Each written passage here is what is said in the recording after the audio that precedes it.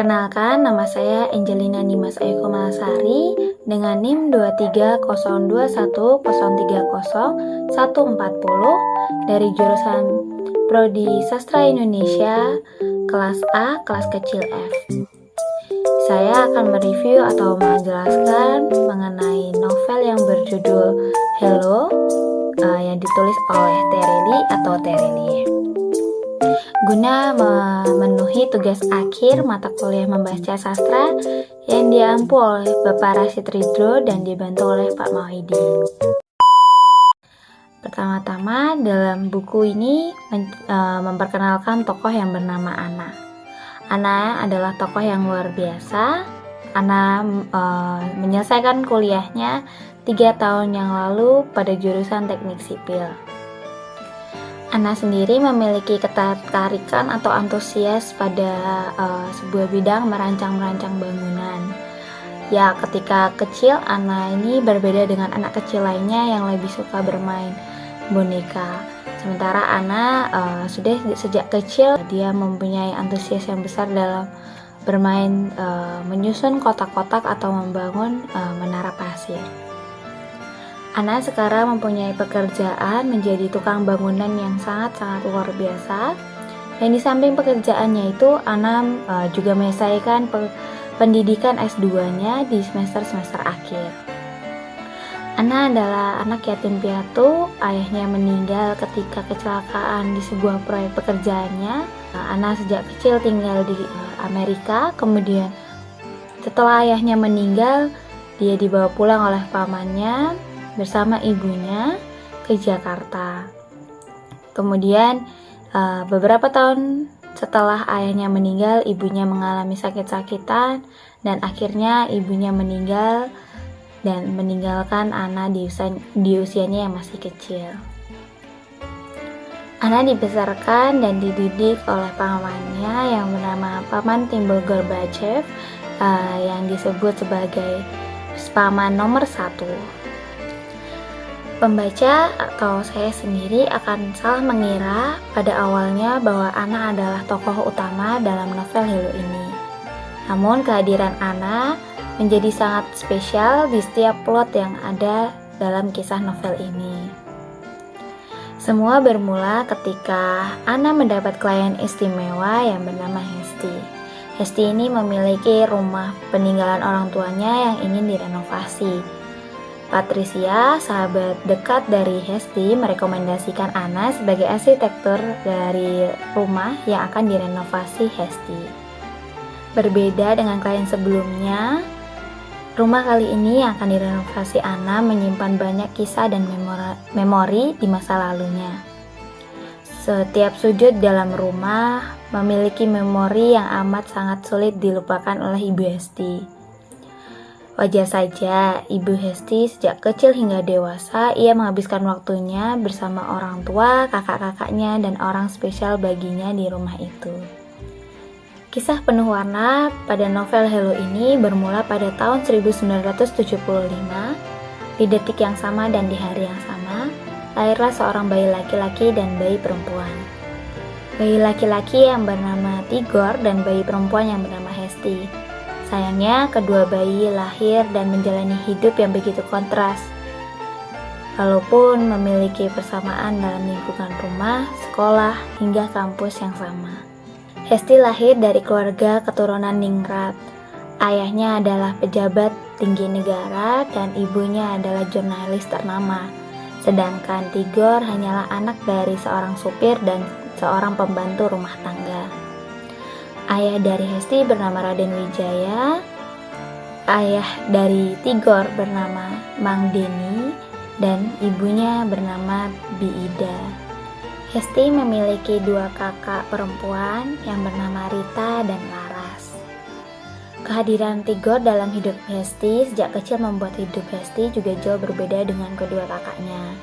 Sejak SD, Tigor dan Hesti selalu bermain hingga membuat ulah bersama. Keliling pasar, bermain layangan, memanjat pagar, hingga dituduh mencuri mangga pun mereka sudah merasakan. Tak seperti Rita dan Laras yang begitu ambis dengan pendidikan dan karir mereka. Hari demi hari, rasa sayang sebagai teman ataupun orang terdekat dari Tigor dan Hesti perlahan berubah menjadi rasa cinta antara perempuan dan laki-laki. Kedekatan mereka sejak bayi hingga kuliah membuat benih-benih rasa sayang keduanya semakin dalam. Sayangnya, hubungan mereka berdua seperti menaiki roller coaster, naik turun karena perbedaan latar belakang kehidupan mereka. Ayah Hesti yang bernama Raden Wijaya adalah penghalang tembok besar di antara hubungan mereka berdua. Dalam novel Hello ini, penulis Terelie menuliskan atau menggambarkan kisah cinta Hesti dan Tigor seperti kita bisa menebak dalam kehidupan sehari-hari pasangan hubungan yang ditentang karena adanya status sosial yang berbeda. Seperti pada konflik pertama yang timbul dalam hubungan Hesti dan Tigor adalah ketika Hesti, ayahnya dan ibunya serta kakaknya Laras harus berpindah provinsi. Itu adalah hubungan yang menjadi complicated atau bermasalah ketika harus berjauhan dengan Tigor. Namun pada akhirnya Hesti mempunyai cara untuk tetap berkomunikasi dan tetap dekat hubungannya dengan Tigor melalui dengan cara mengirim surat satu sama lain. Namun ketika mereka mulai melakukan komunikasi melalui surat-surat itu, ayahnya Hesti mengetahui dan merencanakan bahwa surat-surat tersebut diberhentikan dan hanya sampai di ayahnya saja. Setting dalam buku novel ini adalah masa sekarang dan masa flashback atau masa kilas balik dari tahun 1987, 1990 sampai 1998.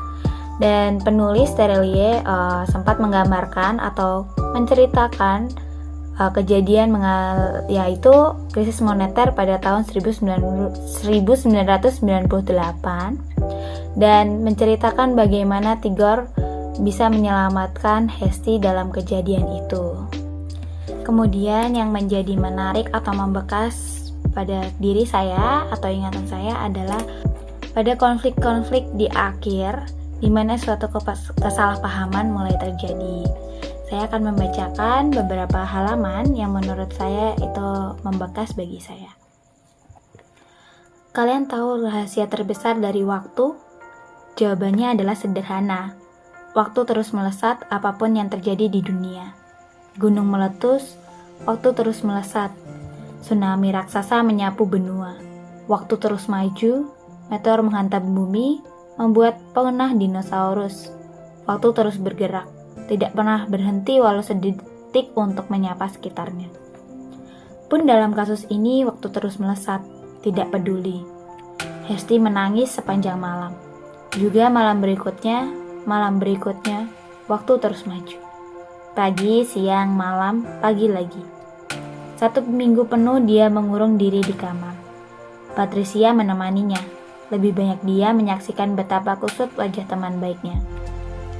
Mama Hesti juga lebih banyak diam. Dia merasa bersalah. Dia juga takut sekali malam itu, karena Raden Wijaya kembali terjatuh di kamar. Untungnya itu hanya jatuh biasa, bukan serangan stroke kedua. Mama Hesti tidak bisa membayangkan apa yang harus dia lalui jika suaminya kembali lumpuh. Rita dan suaminya sering menginap membawa bayi mereka, berharap kehadiran si kecil yang sedang belajar bicara bisa membawa sedikit cahaya di rumah itu. 2 bulan berlalu saat Hesti mulai mau keluar kamar. Saat Mama Hesti sudah kembali rajin masak di dapur, kabar buruk itu datang. Laras bercerai dari suaminya. Mereka sudah lama tidak akur, sering bertengkar, dan puncaknya saat suaminya memukul Laras. Itu tindakan kekerasan dalam rumah tangga. Polisi sempat memeriksa suami Laras. Kedua belah pihak berdamai atas pemukulan itu. Tapi tidak dalam urusan rumah tangga. 6 bulan berlalu, Hesti kembali mengurus bisnis ekspor keluarga mereka. Dia mencoba menyibukkan diri agar dia bisa gagah melewati hari demi hari. Dia juga menepati janjinya, tidak lagi berusaha mencari tahu di mana Tigor. Tapi bagaimanalah, setiap jengkal rumah itu penuh kenangan dengan Tigor. Setiap malam, saat dia berdiri di bingkai jendela kamarnya, menatap ke bawah, halaman rumput belakang, bangunan tambahan itu, dia seolah masih bisa melihat Tigor yang melambaikan tangan. Tigor yang memotong rumput dan membuat nama Hesti di atas sana. Tigor yang mencoba menghiburnya saat dia dihukum kurungan kamar. Rumah besar itu lebih banyak lengang, hanya 1-2 percakapan, sisanya lengang. Raden Wijaya menghabiskan banyak waktu di teras dapur, membaca menikmati suara kicau burung liar di atas pohon sakura. 1 tahun berlalu, Laras memutuskan menikah lagi. Kali ini jodohnya adalah teman kuliahnya dulu di Fakultas Kedokteran. Teman yang dulu patah hati melihat Laras menikah karena perjodohan orang tua. Prosesnya berjalan lancar karena teman kuliahnya ini juga keturunan ningrat. Orang tuanya duta besar di Inggris. Dari keluarga terpandang, Raden Wijaya tidak keberatan. Dalam novel ini memiliki banyak makna yang berharga yang bisa kita dapatkan atau pembaca dapatkan. Pada konflik-konflik terakhir dalam novel ini tentang hubungan Hesti dan Tigor, mereka mempunyai banyak kesalahpahaman dalam hubungannya dan memiliki sangat banyak plot twist dalam cerita buku ini. Penulis Terelie menuliskan plot twist yang sangat membuat pembacanya mengagetkan. Bagi saya itu sesuatu yang tidak bisa saya kira. Juga di dalam novel ini tentang suatu kesalahpahaman membuat saya mengerti atau memaknai bahwa penulis menginginkan makna yang besar dalam pembelajaran, yaitu meskipun ada kesalahpahaman yang terjadi dan meski waktu serta jarak memisahkan, selalu ada kesempatan untuk bisa memperbaiki keadaan jika kita mau menerima kenyataan dengan lapang dada dan bersabar menjalani prosesnya. Banyak pelajaran yang bisa diambil dalam novel ini. Penulis tidak hanya sekedar menuliskan atau menggambarkan kisah romansa dari Hesti dan Tigor secara klise saja. Tokoh-tokoh yang digambarkan oleh penulis Terelie juga bisa kita lihat langsung bagaimana karakter mereka dalam berbagai adegan. Tidak hanya dituliskan bagaimana mereka, tapi melalui adegan, aksi mereka, bahkan perkataan-perkataan mereka. Pada novel ini juga Terelie menggambarkan latar dalam cerita ini secara rinci. Jadi kami atau pembaca, bagi saya sendiri juga bisa langsung membayangkan bagaimana latar yang terjadi pada saat itu juga. Bagaimana rumah Hesti yang akan direnovasi, bagaimana rumah Hesti yang pada zaman dahulu yang masih bangunan-bangunan kuno, namun juga mewah karena dia adalah keturunan ningrat. Pada prolog cerita juga penulis Terelie sudah menjelaskan atau menggambarkan bagaimana nanti cerita ke depannya akan berjalan. Kisah ini sudah tertinggal puluhan tahun lebih. Maka ibarat seseorang yang ketinggalan kereta, bukan cuma kilau lampu dan getah rel yang telah hilang di tikungan sana. Bahkan gerbong dan lokomotifnya sudah karatan dipensiunkan. Cerita ini sudah menguap puluhan tahun lebih. Maka ibarat embun menggelayut malas di daun rumput, rerumputan itu sudah menjadi hutan, tidak tersisa lagi kenangannya. Tapi tak mengapa, meskipun sudah tertinggal jauh, boleh jadi cerita ini menyenangkan untuk dibaca. Jangan terlalu berharap banyak saat membaca kisah ini. Sungguh jangan, karena ketahuilah sumber ketidakbahagiaan besar di dunia ini adalah berharap. Lebih-lebih saat kita berharap terlalu banyak. Ketika hasil tidak sesuai, muncullah kecewa. Akan beda jadinya jika kita tidak berharap. Apapun hasilnya, kita tetap baik-baik saja. Apalagi saat akhirnya sangat spesial, kita akan lega sekali. Dalam novel ini, Terelie menyajikan cerita yang sangat-sangat berbeda dari sebelumnya. Cerita ini membawa kisah romansa, namun tidak romansa yang biasa atau mini-mini saja. Secara keseluruhan, novel ini sangat mudah bisa dipahami, baik dalam bahasa ataupun segi dalam penulisannya. Sekian review atau penjelasan dalam novel Hello milik Terelia ini yang dapat saya jelaskan atau sampaikan. Kurang lebihnya dalam penjelasan saya mohon maaf. Terima kasih.